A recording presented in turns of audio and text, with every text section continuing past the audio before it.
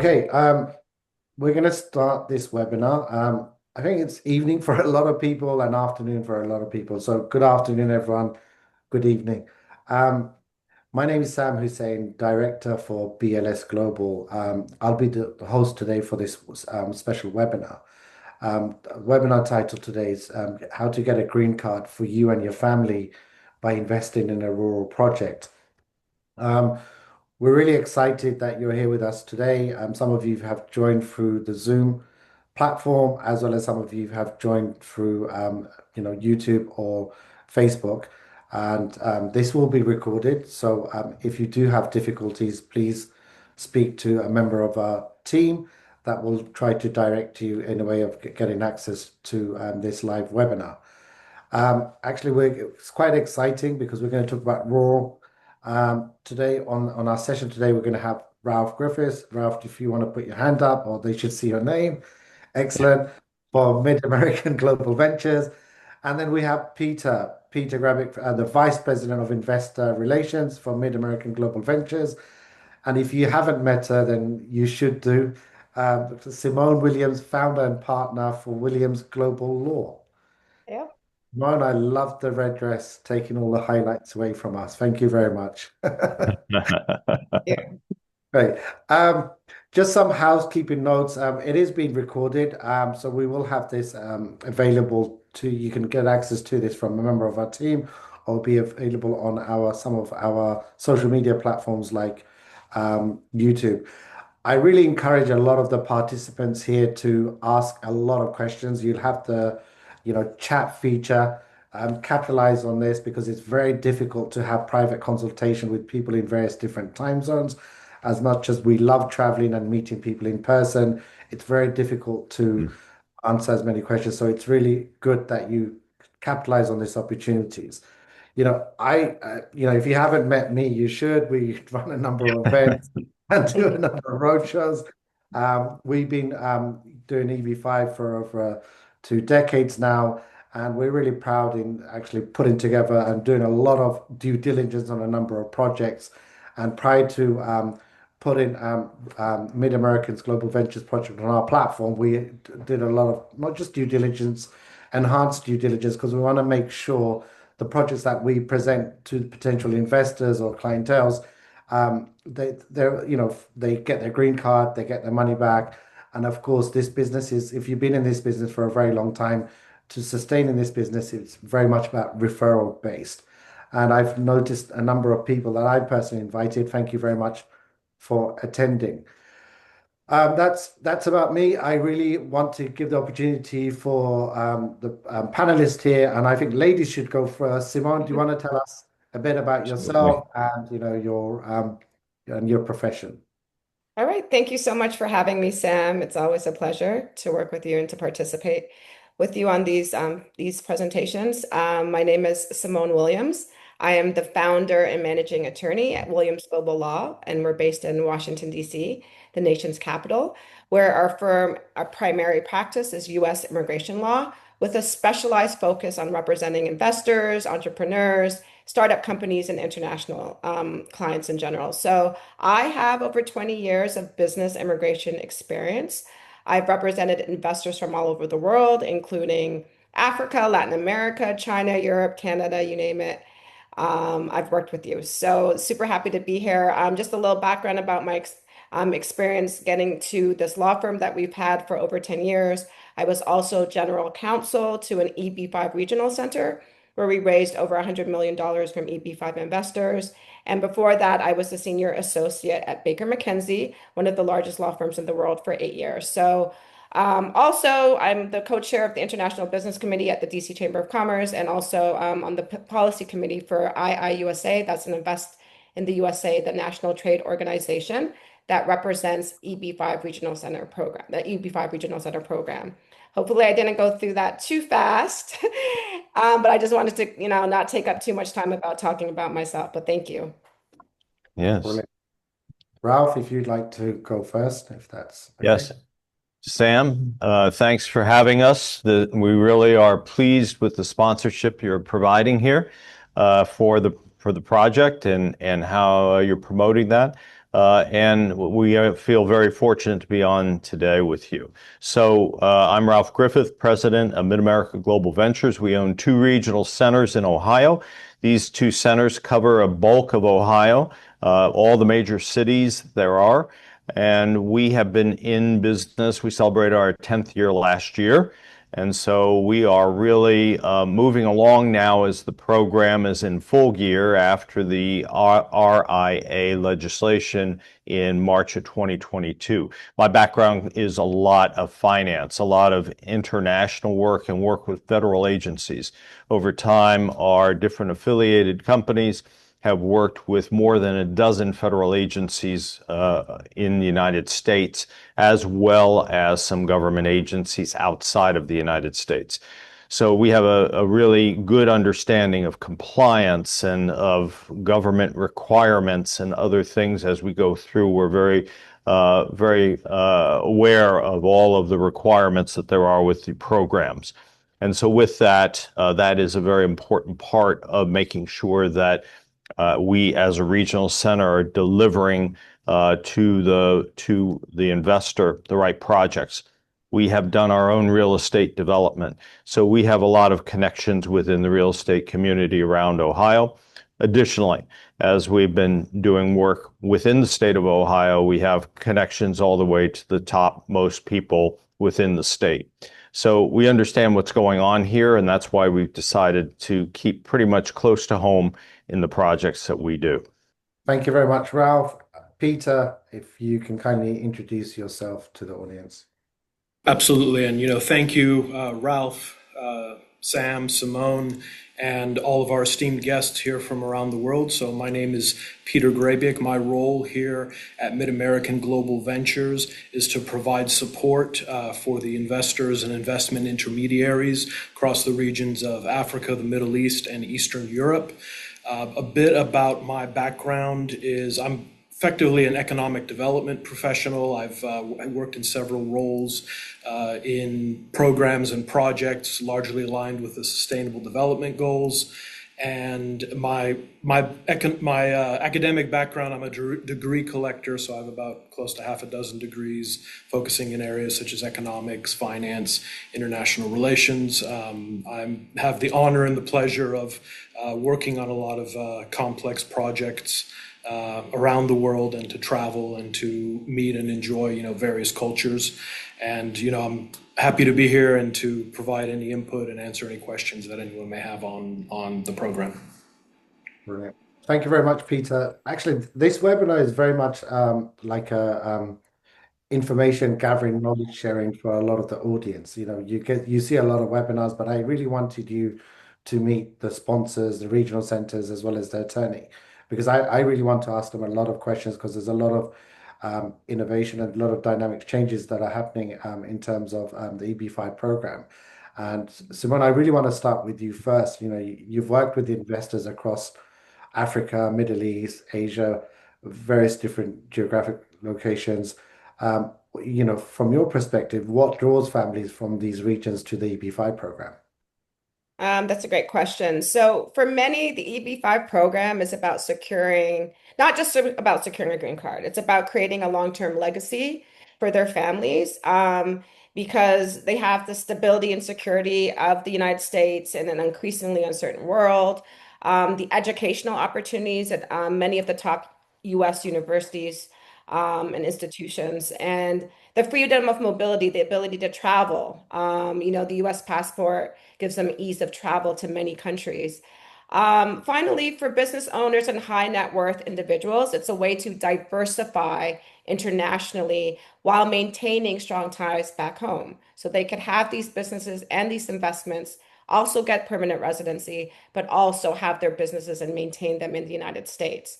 So the EB-5 program allows them to do all of that. It's a strategic move for many. It's not just an immigration decision, and it's also something for stability for their families and a long-term investment for their family and their future.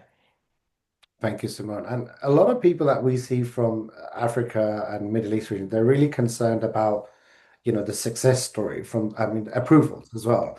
And do Mhm. you have a lot of cases, success stories from Africa, Middle East region that sticks to your Yeah, I mind? mean, one that stands out, I think, is I mean, there's a lot of success stories that I've personally had because I have represented many from the region, both from Africa and the Middle East. Obviously, I'll give you an example. A Nigerian investor and his family wanted to come to the US, but there are a number of hurdles with investors from Nigeria. They also had the same dream they wanted to come here so that their children could come to school here to get permanent residency, but proving the lawful source of funds as well as transferring the funds out of the United States. Okay, the lawful source of funds, and I've worked with clients not just from this region, from all over the world, like China, Latin America, all of the regions. A lot of investors come with earnings from multiple streams, right? So in this case, this gentleman had agricultural company, so he had agricultural proceeds from his agricultural sales, the property sales, his investments.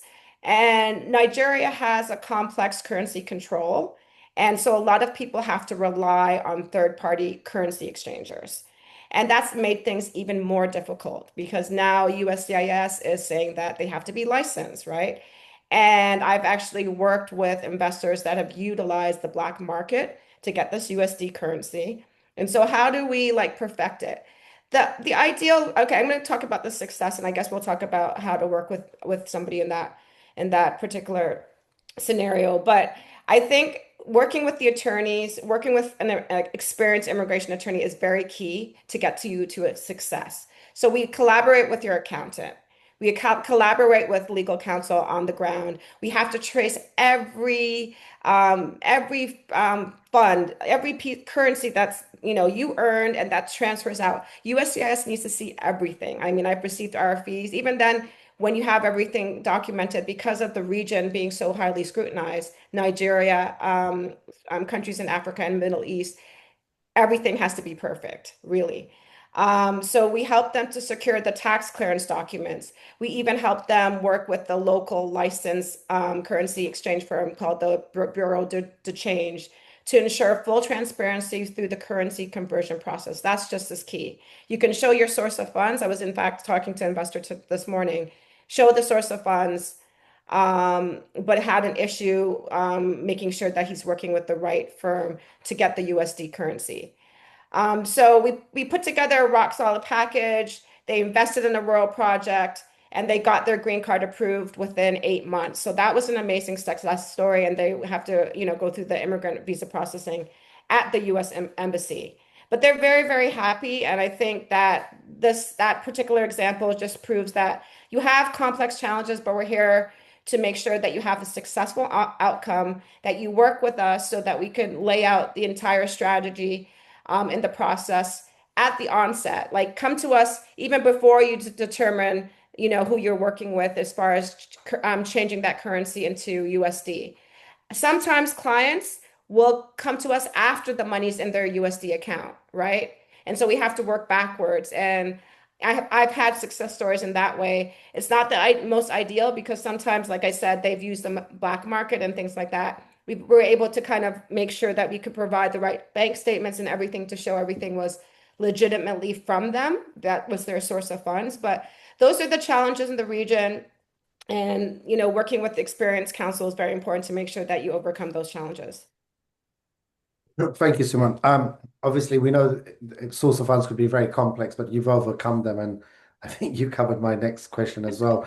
I, I want to really talk about the key changes with the timeline because this is a webinar based on rural projects, and obviously since the RIA, we're seeing what kind of timelines are you seeing? I know you've touched briefly 8 months. Could you, it's a very exciting time for a lot of EB-5 investors. Yeah. So the good news was something called the RIA. You're going to hear that a lot when you're speaking like EB-5 language.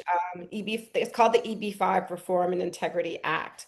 It basically reshaped the timeline for investors so that they introduced something called priority processing, specifically for some certain projects, like for instance, rural investments. And so we're seeing processing times as little as 7, 8 months to receive the I-526 which is a dramatic improvement because you had people waiting 4 to 5 years before. And now there's this predictability, which makes the program even more attractive. And obviously, with other projects in general, even if it's not priority processing, it's still as little as 14 months. So people who want to invest in non-rural projects, those processing times are also been greatly reduced. Another game changer is the ability to concurrently file something called an adjustment of status. Now, what does that mean? There's so much immigration language, and I know people do research, chat GPT, and all of that.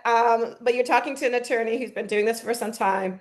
What it means is that if you happen to be in the US under another status, like a student, you have your students, your children are going to school here, or you have a work visa. The EB-5 program now allows you to file the second half of the petition, which allows you to actually get your green card, called an adjustment of status.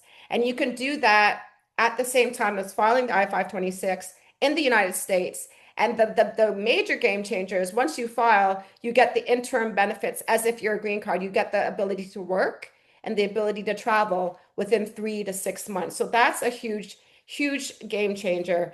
The rules are always evolving, but these types of new things happening in the industry provides a lot of shortcuts and allows people to really select with some predictability in terms of their timeline. Thank you, Simone.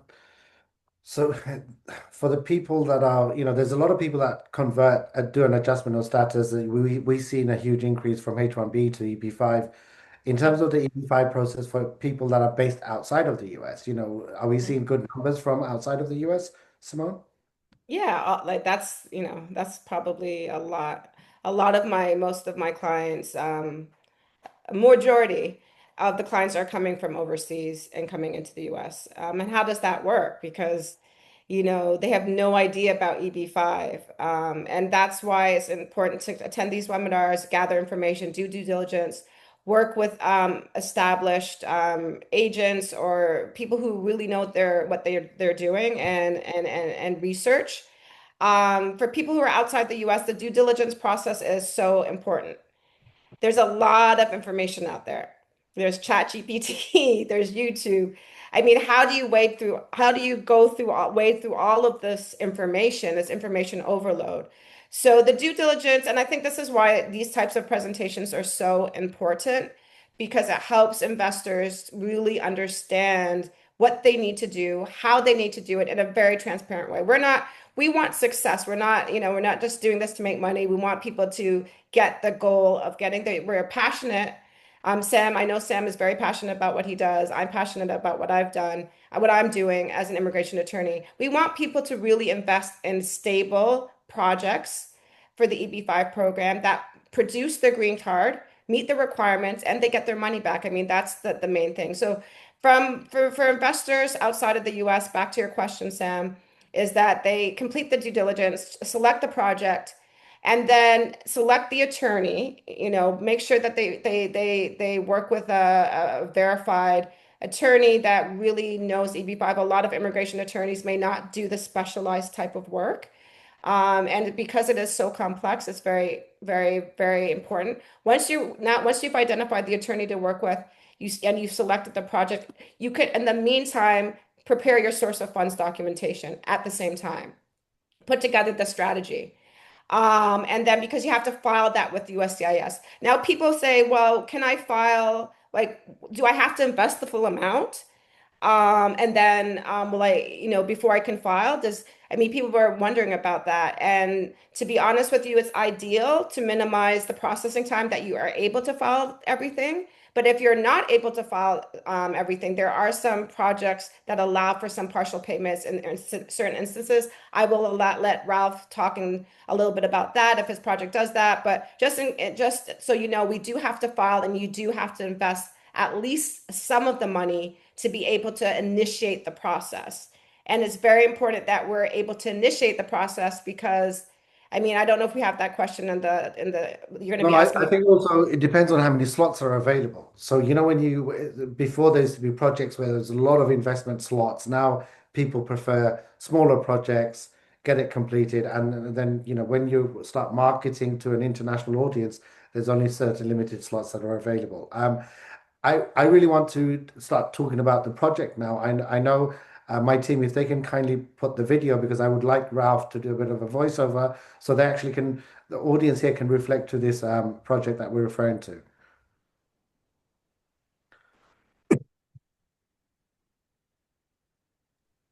So here is the project. This is a time-lapse video here, and this shows different sides of the building as it's being constructed and put together. You can see in the beginning we see snow, so this started in construction around November, December of 24, and the completed project happened in June with a full certificate of occupancy occurring in the first week of July.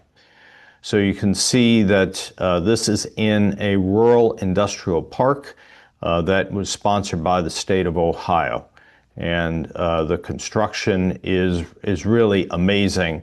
And internally, the project provides much higher dock bays and ceiling heights for a company to be able to provide the best storage possible. This sits in a great location in Ohio. Ralph, talking about Ohio, there's a lot of options out there. Why should investors actually choose Ohio versus to the other states? Well, Sam, I've been in Ohio my whole adult life, and you can tell by my picture that that's a long time. So, so with that, Ohio is the seventh largest state out of 50 states in the United States. It has 12 million population, but it also has a very large GDP, which is also the seventh in the country. It's very stable because it has a mix of industries, manufacturing, agriculture, healthcare, government.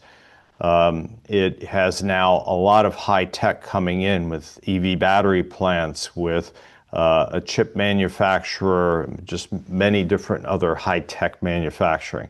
So with that, what we see is a very stable base. With most projects with EB-5 are real estate oriented.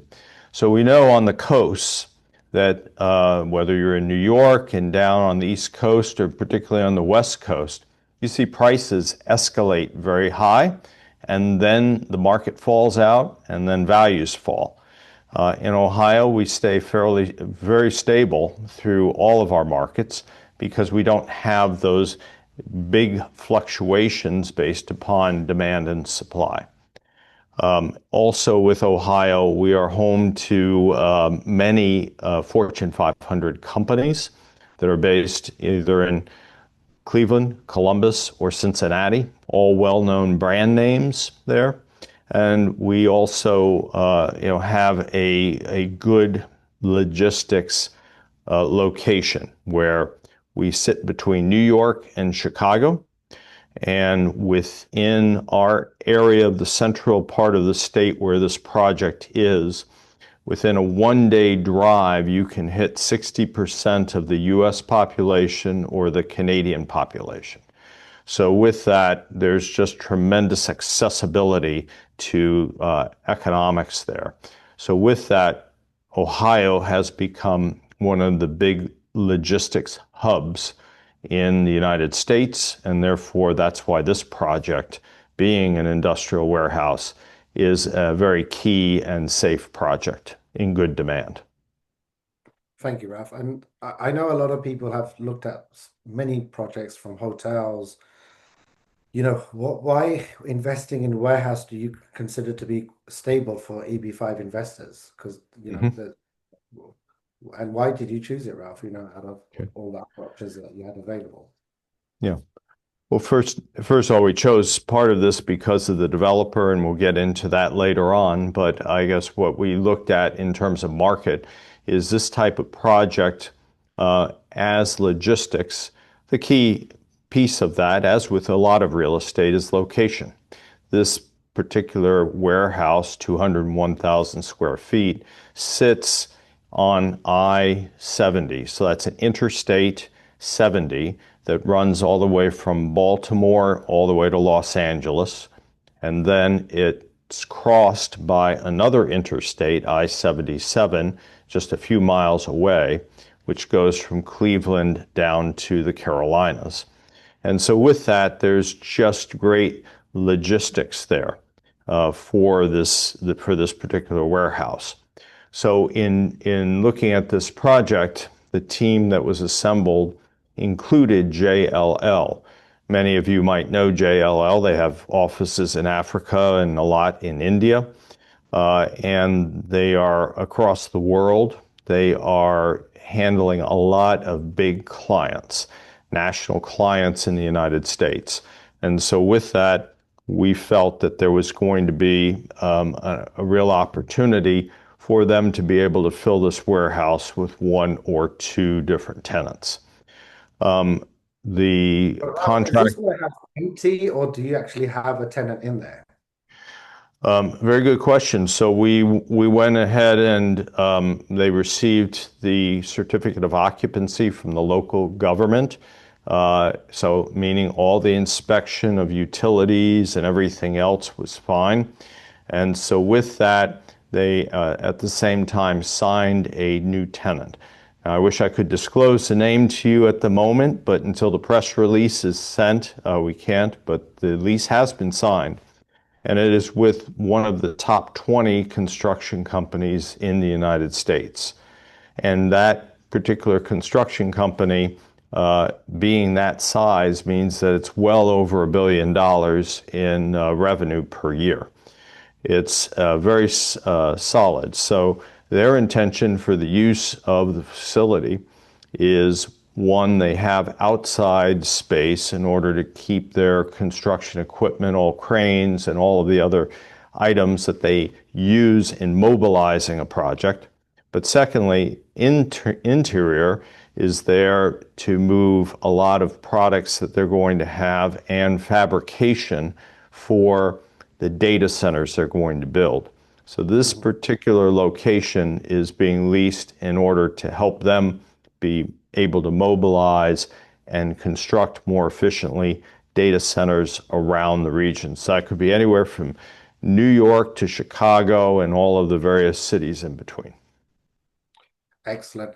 And you briefly touched bases about government support, which is quite interesting actually, because why does government support in a project, through grants or incentives, give comfort to investors? Because I don't hear much about government support in projects. Can you tell us a bit about your government support? Peter, can you tell us that? Oh, Yeah, sorry. I'll jump in on this one. Thanks, Sam. So broadly speaking, any government support really signals public benefit and public confidence. So the organizations that go through the approval processes for these types of budgetary allocations, they're concerned about economic impact, they're concerned about job creation potential, alignment with public development goals. And so, the government support really signals and acknowledges that those factors have been highly considered. There's also a really big difference between a government granting a zoning permit and saying good luck and saying here's a zoning permit and here's some money. There's a very, very big difference on confidence with the allocation. Secondly, and this should be of significant interest to investors, is that when government funding is applied, there's a significant amount of enhanced due diligence and oversight that is included. Before funds can be allocated, there's feasibility studies, budgetary approvals, compliance checks, and then there's copious amounts of documentation that accompany all of these activities. Thirdly, and simply from kind of the financial perspective, there's values and there's an improvement of the capital stack and its stability by having public funds included in there. It diversifies the sources of capital, it allows the developer to leverage funds with considerably less pressure, and it lowers the overall risk for any individual investor or group within that capital stack. There's also some, political and community support. When a project has this level of buy-in, where actually funds are committed by local municipalities and governments, favorable zoning, permitting, infrastructure support, these things kind of come with it. And the buy-in also provides some enhanced project visibility and reputation for investors, for anyone participating in the project effectively. And then, finally, projects that have this level of buy-in are very much aligned with our regional center goals. The project team really looks at two things as what they want to achieve. They want to minimize the risk to investors, one, and then two, they want to satisfy the economic development goals and requirements of USCIS, who is going to be doing the approval process for the visa track of these activities. And so in the case of this project, these are kind of moot points because we already have USCIS formal approval on this project, but it does speak to the types of vetting and due diligence that we conduct as a regional center in moving these projects forward. You're referring to I-956F approval, right? Or... I believe so. Ralph, Yes, I know you'll that remember is which correct. forms. So Yeah, that is correct. And you've got the USCIS approval on that, so which is very good. Yeah. Yeah, actually, that happened in a very short period of time, Sam, with really no questions, no requests for clarification. So they liked the project. I think, Simone, it makes your life much easier when you're trying to file a petition when it has an I-956F approval, right? Yeah, thanks for commenting on that. Yeah, absolutely. I mean, that's what we really look for, are the ones that, because what that essentially means is that USCIS has approved this project to receive EB-5 investment. And that's half of it. So once they've done that, the only thing they have to review is the source of funds, which is our job to make sure that the investor has the appropriate source of funds documentation to get over that hurdle. And when we do that, it's amazing. And the approvals come quick without a request for evidence. A lot of times, USCIS may ask for additional clarification in something called an RFE, request for evidence. But when we have the approval and you work with a good team, a good attorney to get the source of funds, we're there. Your green card is pretty much there. I want to encourage the audience to start typing in some questions. I know I'm throwing a lot of questions, but I want it to be the audience ask a lot of questions to the speakers and the panelists here. Obviously, it's talking about raising funds, which is exciting. For Ralph and Peter, in terms of like, how does the flow of for the EB-5 project, in terms of, can you talk us about the capital flow? Where does it go? Where do you spend the money? And of course, each EB-5 investor needs to have 10 new W-2 jobs. What's the cushion? What have you done? And what's in your economic report as well? Okay, thanks, Sam. So one of the things under the RIA rules, the new legislation that came out on EB-5 back in 2022, is a lot more focus on where is the investor money going. Let's keep track of that every step of the way. That's so important. And so with that, when the investment that you send in on, for instance, a rural project, which is $800,000 of capital contribution, that is going to go into an escrow account that is customer's bank in New York. So it does not come to the regional center. It goes to that escrow account. And then that escrow account is co-managed by a fund manager. In this case, it's Baker Tilly. Baker Tilly is an international accounting firm that has a specialty in EB-5. So they're tracking where all of the funds are going and when they're released. So the funds then, as they're released into the project, are coming into the NCE, or essentially the investment vehicle of which the investors are limited partners. And then from there, that money goes ultimately into the job creating entity. In this case, is preferred equity. The job creating entity is essentially, you can think of them like the borrower. So they would be having a senior lender that's also helping to fund the project. The senior lender would refer to them as the borrower, but that's the project entity.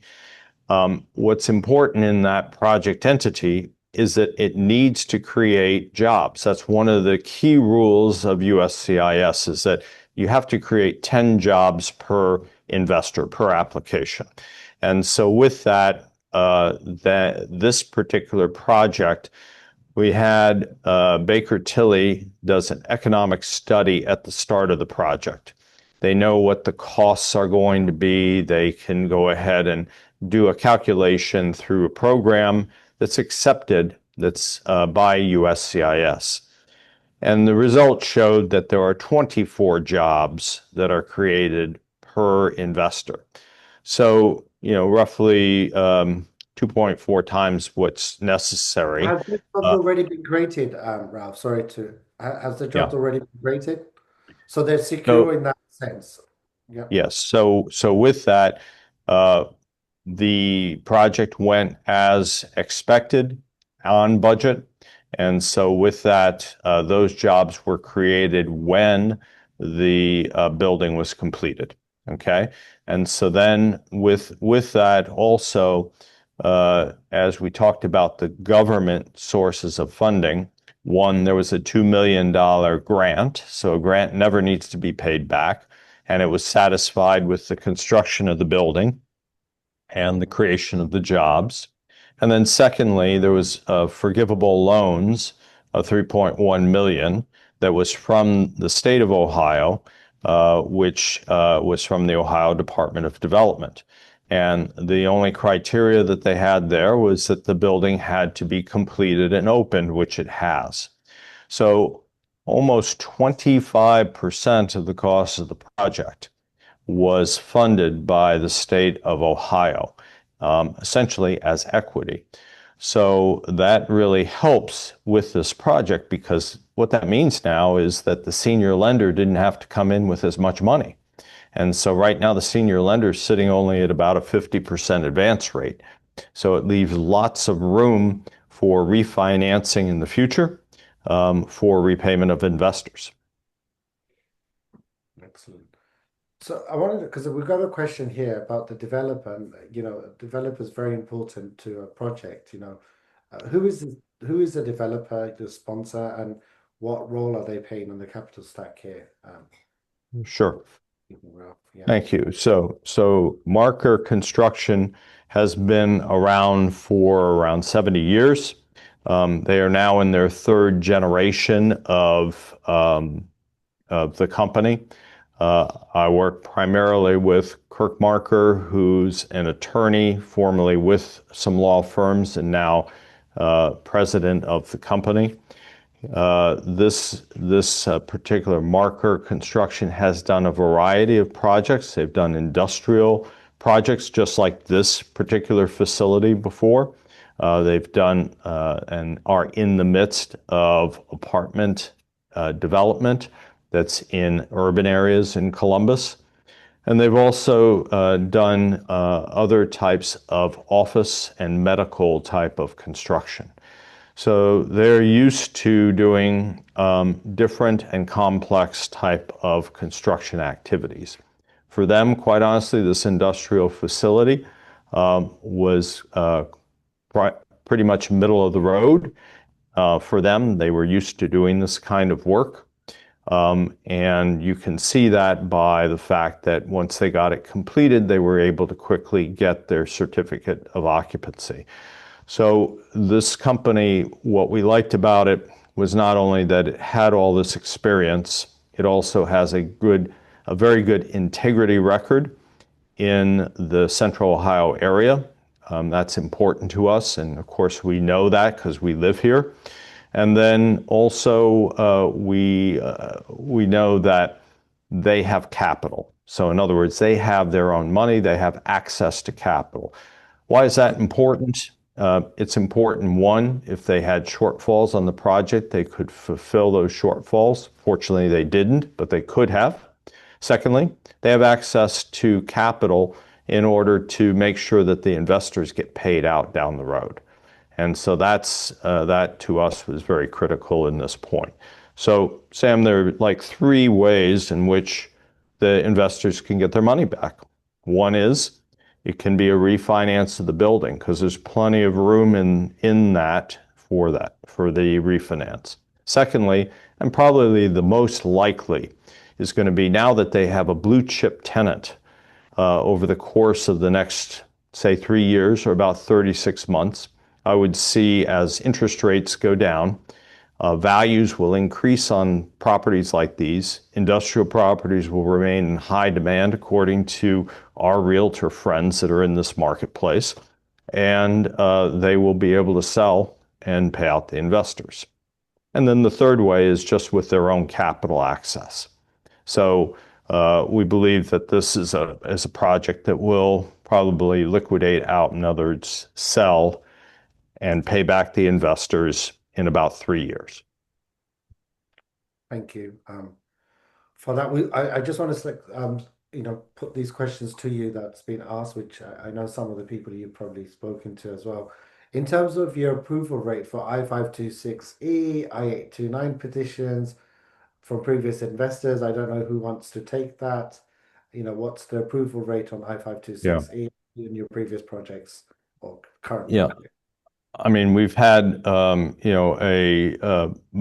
most all of the I-526E or 526 applications have been approved over time. I think there was only 8 denials for reasons that I don't even know, because it was prior to my time in the regional center.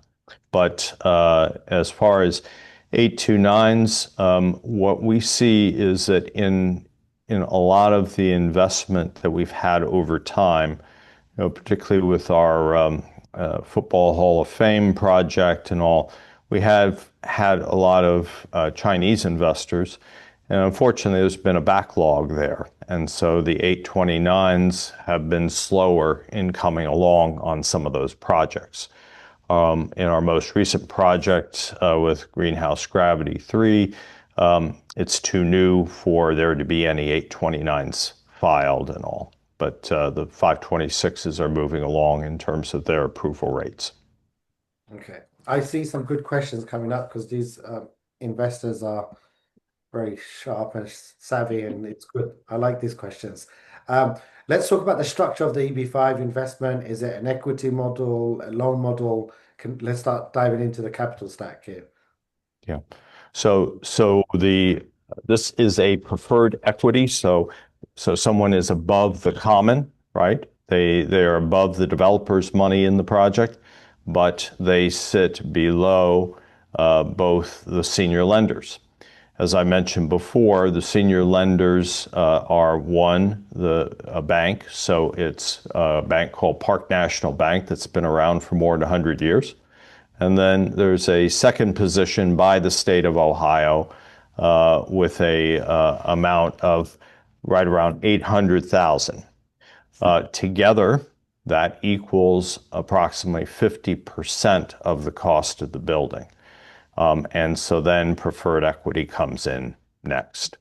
So it had to be structured in a preferred equity way as opposed to debt, because of the fact that the state of Ohio was in there putting their money.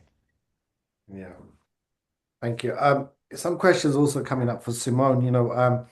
Simone, since obviously the RIA, in terms of sustainment period, we've always had a 2-year sustainment, but it's been very favorable now, hasn't it, for rural projects? Why is that? Because they said that they've said that the investment usually had to be sustained for at least until the time you filed your 829 petition, which could be up to 5 years. Because what happens is you come in, you get the approval, you go through the immigrant visa processing, and you get your green card. You have to come into the U.S. And the clock starts from the time you actually file your 829 petition. What is an 829 petition? When you get your green card, you're getting it initially on a conditional basis. It's for a 2-year period. So it will have an expiration date. 90 days before it expires, we have to file something called an 829 petition. That removes the condition of your green card. It does not remove your status. So although you have a green card, just understand that you always have that permanent residency, even as a conditional permanent resident. They never take it. Once you get that approval, you can use that to get citizenship within 5 years. So please be aware of that. But before you had to sustain the investment until you filed that 829 petition to remove the conditions.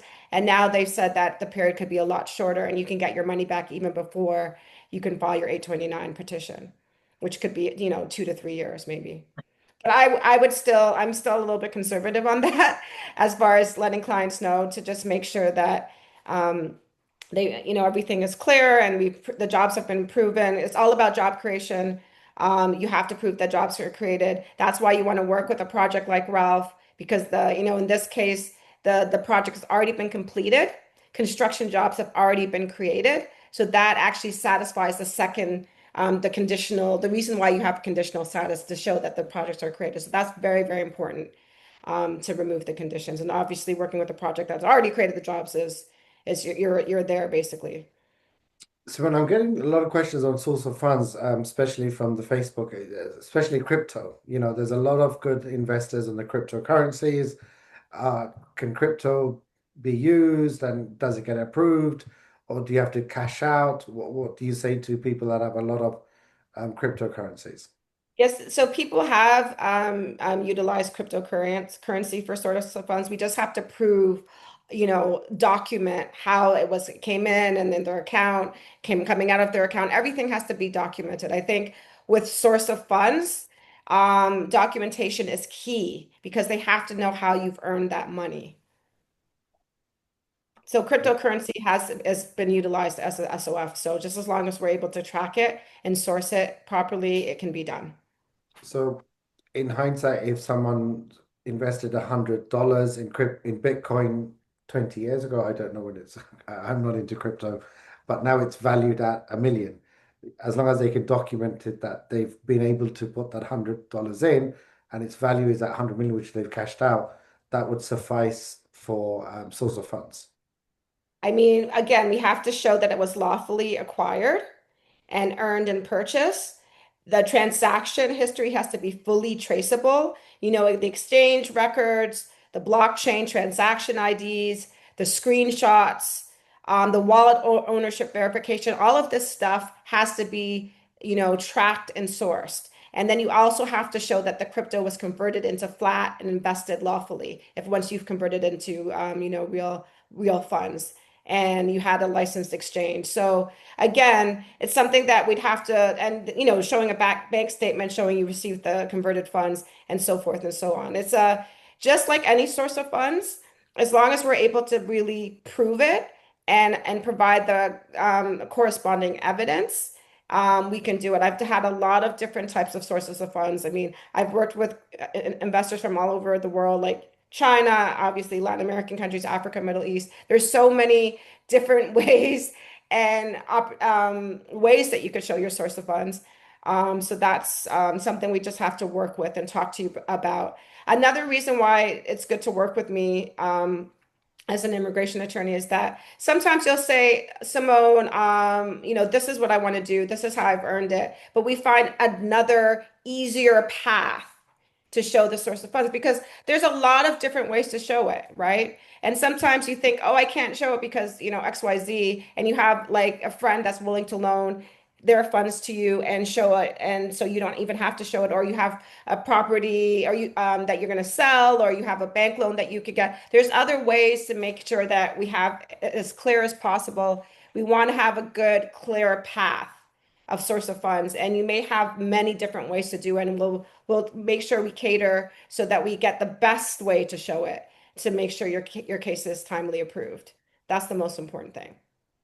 So we've got some more interesting questions. In terms of Ralph, how many slots are left on this project? And Peter, sorry, how many slots remain on this project? Well, we have right now, this is a smaller project. That's what we specialize in. We're not like the big regional centers. A total of 6 units were available. We have about 4 left at this point in time. So we want to, and we have many people talking to us. So that's where we are at the moment. Sam, can I address something that has come up in the chats? I knew you were going to do that, so please go ahead. Yes, thank you. And this involves Simone here. One of the things that comes up often, and I'm seeing in the chat here, is that there's the what happens if my I-526 is denied? And a lot of times there's some misunderstanding about that, that it's a simple yes or no, and the answer is go home. But Simone, you have some ways of being able to appeal that, right? To Yeah, talk to absolutely. USCIS. Why don't you give some examples of that? So let's back up a little bit. So at the beginning, the likelihood of once you engage us of denial, if we've decided to accept your case, is pretty low. We have a 99% approval rate. But if it's that 1% that somehow, despite everything we did, it's getting denied, which is highly unlikely. But if it does, we appeal it, of course. So it's some at that point, if it's denied, because you get a lot of chances to basically, I mean, sometimes they give you chances, they'll issue something called a request for evidence. And we're able to address any perceived deficiencies, or if you just have a tough officer. Because sometimes, in some cases, you've submitted everything you possibly can, and the officer is just still, having an issue. And so we appeal that decision. And we have to push back and say, we have the evidence. This was a lawful source. This is how we proved it. And in most cases, and in my experience, it's been successful. So the appeal option is absolutely there, and it does work. And all hope is not lost, but definitely in the onset, that's why it's good to work with me, to help you to document and assist with the source of funds documentation to make sure everything is as clean and as clear as possible with USCIS, and also to navigate the anticipated issues and to make sure if there's any risks in your documentation that we talk about that at the beginning, so we can offset any risks that may be encountered with an officer and with your adjudication. But that's why you have to work with us, with the attorney. The source of funds is really the key with working with an immigration attorney. And so, yeah, appealing is absolutely great. It's an option that you have, and it is successful, especially when you did provide everything and you're still getting, an officer that's kind of pushing back on it. We've had great success with that. Okay. Does anything else stand out from the chats? Because there's another one on the back of the percentage of investment, senior lender, state government, EB-5 developer. Do you want to answer some of the? Or could you give me a formal question, Yeah, no, Counselor? I'm hoping you guys are seeing all the chats. I see the question, Yeah. but since I just spoke, but I'll talk about one of the questions about USAS policy changes. And the process. So the great news and another really positive aspect about the RIA new rules in 2022 was that it created this provision called grandfathering. So if anything was to happen, executive order or anything, not to say, to be honest with you, an executive order cannot change the immigration regulations, just so you know. President Trump does not have control over that, and he can't change something, an immigration policy through an executive order.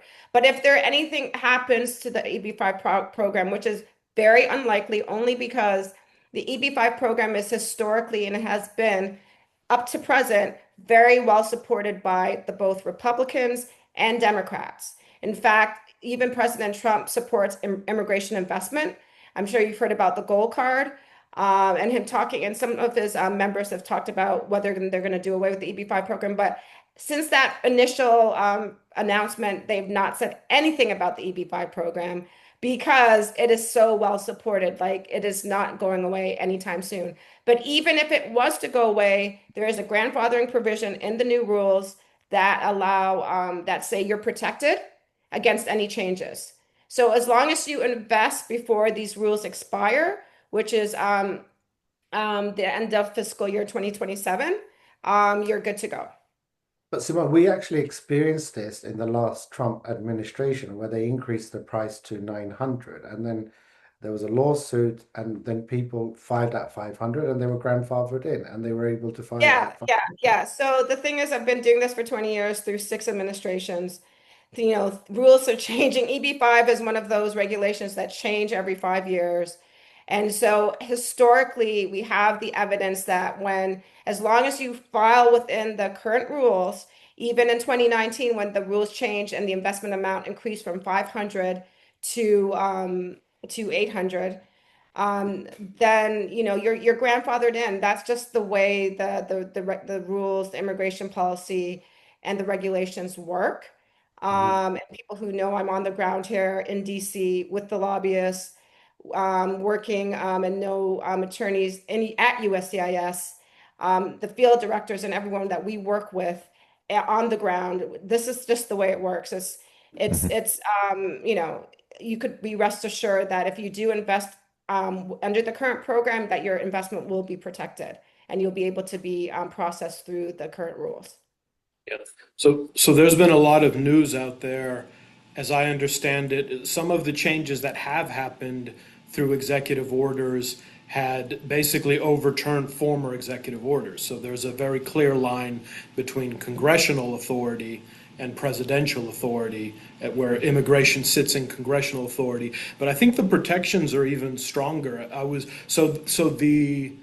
The renewal is 2027, but I believe that I saw a clause in the legislation that says that even in the case of if Congress were to make any changes, that the current provisions last until September 2026. Have you seen that clause, or? Now, it's a very, very Yes. unlikely event that Yes. Congress would make any changes, Yes. but I believe that I Yeah. saw that in there. Yeah. Yeah. So Simone, that's the grandfathering rule that's in the current legislation with RIA, that anyone who is filing before September 30th, 2026 will be grandfathered in, Yes, that's the correct. current Yeah. rules. Yeah. That is Okay. Yeah, I So, know we're getting some questions about, the consular process, and so on and forth. Look, once you file your petition, you can choose to go to your local consulate. If there's a huge waiting list, I know some people here are referring to India or Nigeria, wherever you can go. Simone, you can advise us, do they have to go to the consulate from country of birth, or could they go where they're a resident? So let's say someone's That's a great Nigerian, question. lives in That's an Dubai. excellent question. And I've had clients, for instance, I had a client that was from Bangladesh, and the wait was so long, taking forever. And because he had residency in Malaysia, we transferred his case to Malaysia, and he now is in the US with his green card. Very, very happy. So as long as you have the residency in the country, like in, for instance, Dubai, you're completely fine. We can schedule and we can indicate that in the form when we file it if you want to process your immigrant visa in Dubai, as long as you have residency there.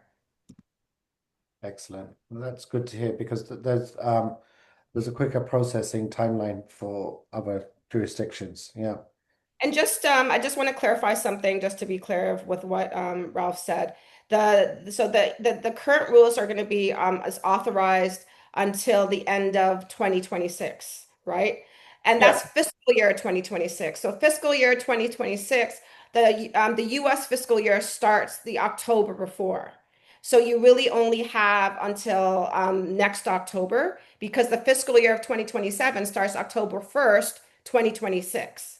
So just so you know, it's not the calendar year. It's the U.S. government fiscal year. So they really only have until September 30th, 2026 to file their application. But the sooner the better, because of a lot of retrogression. If you're Indian and it goes by country of birth, or visa backlogs if you're trying to invest in the rural project, and the high unemployment projects. That may be facing backlogs very, very soon. So our advice is, not, you don't want to rush. This is a big decision, and we understand that. But if this is something you've been thinking about for some time, you've been working on it, doing due diligence, working with your attorney, and you've kind of identified it, I wouldn't really wait, because the time is sooner rather than later. So you get the priority date of your filing into the system. And correct me if I'm wrong, Simon. Like I know some people are saying they're British that want to apply for the US citizen. Like, is there a different when you refer to B1, B2 visa, that some people have to wait 12 months, 15 months. Is the time frame much quicker for like the E categories, like the investment categories? What do you it's mean in terms of what? In when terms of, when people apply for visit visas, some of them are applying like it takes 12 months, 18 months. But when it comes to oh, investment visas, oh, is it yes, yes, very yes, much? yes, absolutely. Yeah. So the good thing is with employment-based visas, they kind of go through, these expedited processing that you don't have to wait as long for interviews sometimes because the US government really, I mean, despite I know there's a lot of news and negativity, but they really prioritize employment-based visa applicants. So you'll see that, your interview would be scheduled. You wouldn't necessarily have as long a wait for as you do with a visitor visa. If that's what if that answers your question. Yeah, I know some people are saying, "How quickly can I sign today?" We're going to give you a call later, so that's don't worry. So it's fine. I just want to answer, give as much information as possible, and then we'll talk about sign because we have to work. Okay, I see that question. Do you mind if I answer it? So as far Yeah, as how soon you can file your I-526, I see that. yeah, Um, so as soon as so let's just back up. As long as you're able to file and get all of your documentation according to once we have to review your documentation, tell you what you need. You tell mhm, us what your source of funds are. We tell you what you need and you supply it. We can file your case within 2 weeks. I mean, 2 to 4 weeks tops. I mean, as long as you provide us with all of the documentation and you make the investment. You'll talk to Ralph or whoever about making the investment, but we do need proof that you've started to make the investment into the project. yeah. Can I just add to that, Simon? Because when you see smaller projects, I know I speak to a lot of projects. If it's a large project, there's a time to allocate a slot. But if it's a smaller project, my advice to the investor is allocate. Just show your commitment, put a reservation in. That's up to Ralph and Peter to decide if it's refundable. How does it work? Put a commitment in. Start working on your SOF simultaneously because no matter which project you're going to invest in you're going to need your source of funds because that's going to mhm. be the to your petition. But when it's a small project with only five or six for investors, then good projects you actually have limited slots. Um, I'm seeing a lot of questions with families that want to invest and the process. You know, what would be your advice in if someone wants to start the process? What's the first thing they should do? So I see the process as my husband and myself are interested to move to the USA. So the good thing with the EB-5 is that it covers your husband, your spouse, and all of your children under the age of 21. So as we said, get going, select the project, select a strong project. In this case, the Rural Project here is expedited processing, amazing, good track record project. You select the project and then work with the attorney to get your source of funds documentation together. And then we're able to file it and work with the project to work with transferring the funds. But all of that comes, all we do all of that together. And if you have a timeline, we could work with the timeline, but you have to initiate the process, show your commitment as Sam said, so that you can lock in and reserve your spot, especially with the spots that are, only a few investors left. I mean, I know that with Ralph's project, if I can speak for you, Ralph, Yes. you have so many investors that are literally vying for these spots, and whoever gets and transfers their money first and it reserves that commitment, that slot is taken. So you want to make sure that that you reserve the spot so you can invest in really stable projects like Ralph's project there. Mhm. Exactly. Yeah. Yeah. And as far as the other question, my husband owns a business and I'm a working person.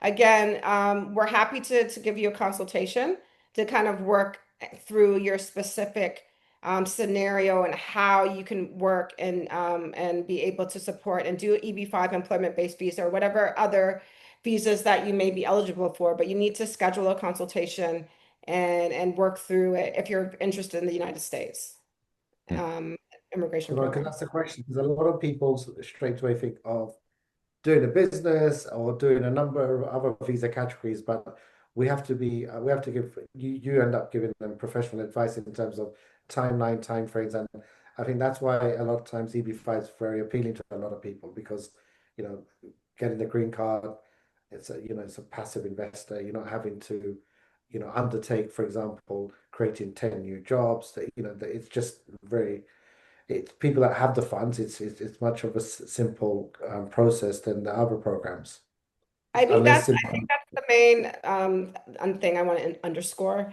I mean, you may be eligible for other types of visas, and I'm not saying that you shouldn't. But running a business anywhere in the world, particularly the United States, is difficult. We're all business owners here. And there's Yes. so many challenges, right?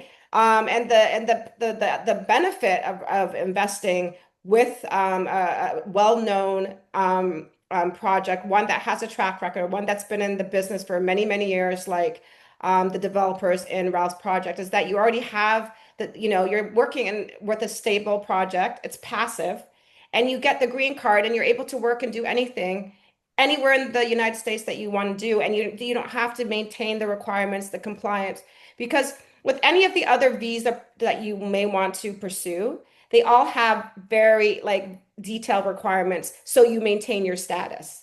You get these visas, but it's not, you have to show the business, you have to operate, you have to hire employees, you have to show payroll, you have to show, a lot of things to run a US business. It is yeah, not a straightforward process. If you're interested in that, but even to get to go through the process itself and to maintain your status, all of that has to be maintained. For instance, the L1 visa, Sam, if I could just talk about that quickly. yeah, It's unrealistic in the sense that they want to show, revenue and for you to, to extend your visa, revenue and hiring employees and payroll within 1 year. Not many companies have that in a year when they're just starting out. I mean, it takes some time to build. yeah. And those are the kind of onerous requirements that's required to maintain and extend your status when you're having these employment-based visas. That being said, if that's something you want to do, I'm not saying that you shouldn't do it and pursue it if that's something you strongly want to do, but the whole point of the EB-5 that it is passive and you don't have to do all of the different compliance and regulatory requirements and hiring employees and all of the other things that you do with other employment-based visas. It's true. Yep. Um, Mhm. I think you're right, Simon, because if someone's going to invest like 10 million, 15 million, then they can potentially look at doing a direct EB-5. But when you start, I've had a lot of people say, "No, I'm going to open up a IT company." I'm like, "Okay, how much are you going to pay in America? 50 to 100,000 times that by 10, that's your million there. Then you do it for 2 years Right? because that's 2 million. So you've Yeah, actually yeah. invested. And then by the time you have your operational costs, it comes up to 3, 4 million. That's why when you look at 800,000, that's very feasible. That's why people opt for, over 85% people opt for regional center projects compared to doing their own projects because of, Not to mention, Mm. most businesses require licenses. yes. And that alone could take a year, sometimes months. I Yeah. mean, and you have to identify, the right consultants and people to be able to, go through the application. I mean, just to run a lot of different types of businesses, it's not, the US is a highly regulatory, Yeah, and um, the legal cases as well. It's very regulated. So, just talking to it's highly someone. regulated. Yeah, So it's yeah, not, you don't just, you can't just, do anything here. You have to go through a lot of different procedures and requirements and so forth and so on. Yeah. Yeah, and we've had to do that in running businesses and all. And what you don't want to do is place a situation where you're driving your business based upon the number of employees you have to meet your requirements for the EB-5, but instead have that business operating with the number of employees it actually needs. And you can become passive in this whole process by investing in a regional center and letting the regional center, letting your professionals help you to get through that entire process. Okay, so I want to wrap this up because an hour is sufficient time because there's a lot of people that want private consultation. What should they do in terms of getting in touch with Ralph, allocation wise, put in a slot? And Simon, you've generously offered free consultation. So what should they do? What do yes, Remember doing that. it's recorded, so we can I go. said complimentary. I said consultation. I did not say free. But Okay, we'll okay. talk about That it. was Just good. depends on the Yeah. the, the seriousness. Yeah, we'll talk. If it's a referral for you from you, Sam, we'll definitely honor a complimentary consultation for Yeah. the first 20 minutes or something. But They know. in terms of getting in touch with us, it's you see Williams Global Law, info@williamsgloballaw.com. You can send us an email, and if you could type it in the chat, and we'll make sure to schedule you for a complimentary consultation and talk about the process and how we can get you to your U.S. immigration goals. Yeah.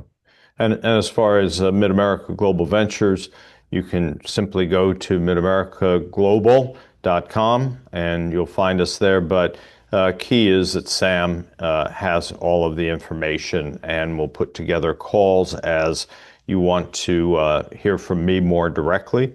The key here that I see oftentimes is that the potential investor is looking to the regional center to help them with preparing their 526 or their 829. That is really the role of the immigration attorney. You want to have that client attorney privilege there.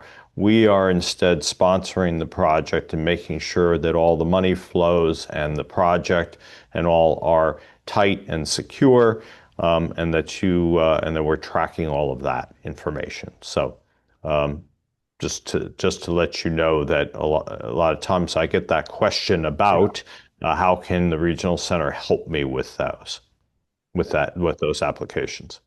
Because technically, Ralph, the project cannot take the funds till the attorney says the source of funds are good to go. Yeah. Well, until they filed the application and we see that that USCIS has actually received the application and acknowledged. And they get a receipt. Yeah, they get a receipt, and it's really important that you keep that receipt for a later stage. That's a very Yes. document. Yep. Great. Receipts are good. Receipts are good. Great. Well, thank you, everyone. I know a lot of people want to have private consultations. We're more than happy to facilitate. Get in touch with a number of our investor engagement arm team, myself. Reach out to us. You can reach out to Simone. You can reach out to us, and I advise you to go on the website. If you want clarity on some of these due diligence, because I'm seeing some ridiculous comments being made in terms of the EB-5 program, and I think someone needs to correct them. And it's not just go on to chat GBT thinking that they give you all the answers. Trust me, I've been doing it for a very long time. We need to make sure you get the right information because it's a big investment for you and your family. And our job is to make sure you make the right investment and get your green card, of course, get your money back. And of course, because it's a long process, and we're at this stage now where we get referrals rather than just new business, and that's how we want to sustain the business. So I really appreciate everyone for joining. I don't know if you guys want to make a few final remarks, and I really thank you for joining this webinar. It was in my view, a very interactive and engaging, and that's what I want to see actually, because that's what these webinars are for, to educate investors, engage with them, and of course, make sure that they engage further to make sure they make the right decision. So if you have remarks from the panelists, and then we appreciate your time here. Thank you, everyone. Thank you. Did you want us to make some final remarks? Yeah. Thank you for this opportunity, Sam. I think this has been super informative, I hope, for the attendees. And we're here to support your goals, and we want to see you succeed in whether you're doing EB-5 or whatever to the US. Make sure you hire the right team, you work with the right projects. This is why we're here today, to really help you through the process. We've been doing this for 20 years, experienced in these programs and EB-5 Regional Center projects and so forth. So we're here to help, and we are very much available and happy to schedule something with you as soon as possible. I know everything is always, super timely and you want to get this done in some cases. So Sam if you contact Sam, he'll share my personal contact, or if you contact me directly again, our schedule through info@williamsgloballaw.com or on my website. We'll be happy to help you. Thank you. Thank you. And I guess what I wanted to emphasize was that when we approached Sam to represent us on the project here, on this rural project, his team did due diligence, and we sent all of the documentation. And Simone also looked at this documentation, and it comes from Saul Ewing, a very reputable law firm, very large law firm here in the United States, as well as with Baker Tilly on all of the economic analysis and business plan. And so with that, as they looked at all of our documentation, they thought it was all in order and that it answered the necessary questions. So we encourage you to make sure that you're looking at any of the documentation that's being provided to you, that you understand the structure. But if you would like to have another phone call with me, I can run through again why the risks on this project are low as the project has now come to a completion and construction, as well as with a tenant, as well as being in the state of Ohio, which has one of the highest credit ratings of any state in the country. Okay? Excellent. Yes, so Simone and Ralph have mostly said it all. I went ahead and put the website address to MidAmerica Global Ventures. You can go through there and send us a message, and we'll initiate contact through there. I want to thank everyone for their time, thank my fellow panelists, and just say that we look forward to working with you and to helping you on your pathway towards U.S. residency. Well, thank you, Right. everyone. Have a good one. Great. Take care. And Thank you. till next time. Thank you, everyone. Bye-bye. Thank you. Bye.